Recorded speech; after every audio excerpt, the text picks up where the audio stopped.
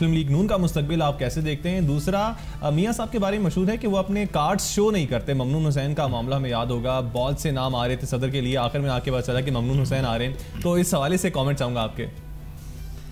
मेरे ख्याल में मियां साहब ये तो बात ठीक आपने कही कि वो आखिरी वक्त तक अपने पत्ते अपने साथ रखते हैं और फिर शो करते हैं। लेकिन जैसे मैंने पहले अर्ज़ किया कि देखें 2011 में जब मियां नवाज शरीफ साहब अपोजिशन में थे, उनसे मेरी एक मुलाकात हुई जब पीपल्स पार्टी की हुकूमत थी यहाँ पे, और बड़ी तनकीद हो रही थी और बड़े ऐसे मामलात बन गए थे कि बहुत से टेलीविजन्स पे बैठ के बहुत से हमारे जो कुलीग हैं, साथी, वो कहते थे कि बस आज गई हुकूमत, सुबह गई, शाम को गई।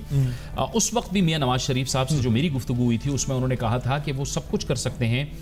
तनकीद वो ज़रूर करेंगे, हिट भी करेंगे जहाँ पे हुकूमत की कमज़ोरियाँ होंगी, लेकिन जमहूरियत को नुकसान कोई पहुंचाए सवाल ही नहीं पैदा होता कि वो किसी को कंधा देंगे।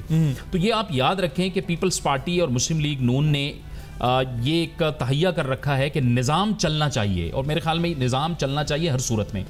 मियां नवाज शरीफ साहब, जो मैं इससे पहले भी अर्ज़ कर रहा था कि मेरी हम्बल राय ये है कि वो